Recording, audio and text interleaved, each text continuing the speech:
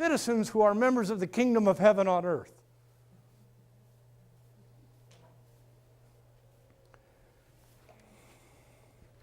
The body politic is a collective of sovereign individuals, a sovereign body of co-kings.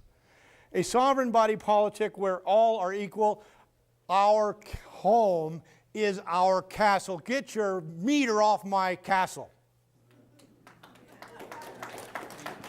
The right of the people to be secure in their persons, houses, papers, and effects shall not be infringed. The right didn't come because the amendment was written. The right was secured because of who we are. The Constitution was written to delegate certain power, not sovereignty, but power, to a government, and that power then was further restrained by the document called the Bill of Rights.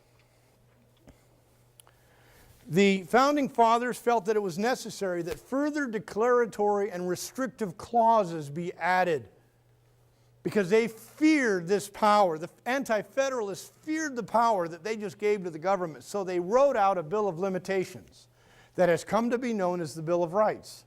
But it's really a Bill of Limitations on the power that was granted. First the power was granted, then the Bill of Rights came along and said, okay, while you're exercising your power, here's some things you absolutely may not do. Freedom of speech, freedom of the press, the right of the people to keep and bear arms.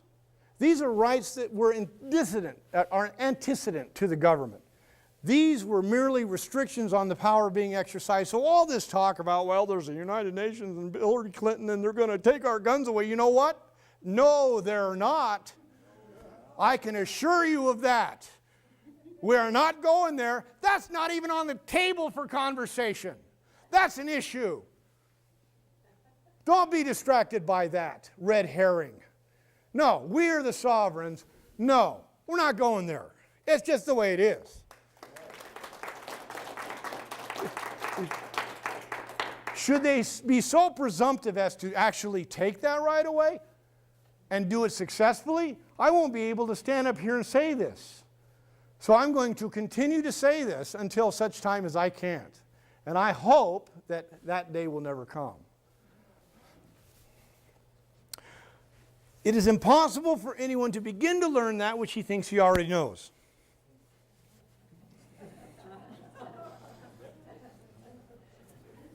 It is impossible. I can't teach you a thing if you think you know something. You know that little voice in your head that you're listening to? Are you listening to the voice in your head or are you listening to me? What am I talking about? There's a voice going on in your head. Are you listening to me? Or are you listening to the voice in your head telling you about what I'm saying? Can you distinguish between the two? I'm going to stop here for a minute. What is he talking about? That one? What is he talking about? That one? Oh my God. I do that. When you can begin to distinguish the little voice in your head that makes up stories about everything you experience, when you can distinguish that we all do that, you can approach life from a whole new, fresh perspective. You can start laughing at yourself about the crazy stories you make up, about the reality that you're living in. You put 10 people in a room, same set of facts, 10 people walk away and say 10 different things, and by the time they tell 100, it's not the same thing that happened. That's because we live in a world that's made of stories. Notice when you watch the news, it's not about developing facts. It's about developing story. They're developing a story about the facts. CNN's got their own version, their own spin. Fox News got its own spin. They all have their own spin because they're making up stories, and that's what we watch on TV, is stories about reality. We're not living in the world. We're living in a world created by those that are manipulating us. We're not taught how to think in school. We're told what to think. We're not taught how to think. We're told that you will think like this, and anything outside that box, you can't go there. And that's the way it is. And we're afraid to step outside the box and start thinking for ourselves. We're afraid. Why are we such a fear-driven society? Because our churches have let us down. We trusted the government. We trusted the schools, we trusted the churches, and now we wake up in the year 2011 and we're going, how did we get here? We got here because we've been told stories about truth rather than the truth. So, if the foundations be destroyed, what can the righteous do? This is scripture, I forgot to write down the scripture, but if the foundations be destroyed, what can the righteous do? I am about to show you something. You might agree with it, you might disagree with it, but I'm about to show you something that maybe you've heard it before and maybe you haven't, but I'm going to go to the root. And some of you are going to squirm in your chair and going, oh, that guy's an absolute lunatic. You're going to run to your pastor and say, does this work? What are the foundations? We can't have a change in culture, without a change in theology. How much time do I have? Okay. We can't have a change in a culture without a change in theology. I'm going to say that again. We need to look at the Bible through a different set of eyes. We need to look at the foundation of America through a different set of eyes, because the eyes that we're looking at this thing through aren't working. If you reach a dilemma, your premise is flawed. What are you doing here? This will drive you nuts. You can't hold two contradictory opinions in your mind and walk away sane. Black is not white. Hot is not cold. Contradictions. You've got to reconcile contradictions. And if you can't, your premise is flawed. So step back and go, okay, which one of my premises is flawed that brought me to this absolutely irreconcilable situation here in 2011? And it looks impossible. And the Occupy people, we don't know why we're out here, we're just mad. We don't know what we want, but we know we want something. We just know we're not getting it. We want you to fix it. You know what? That's how communism advances. Right there. When we start looking to a system to fix the problems that we've created, oh, they come in with a system, all right. It's called communist system. I mean,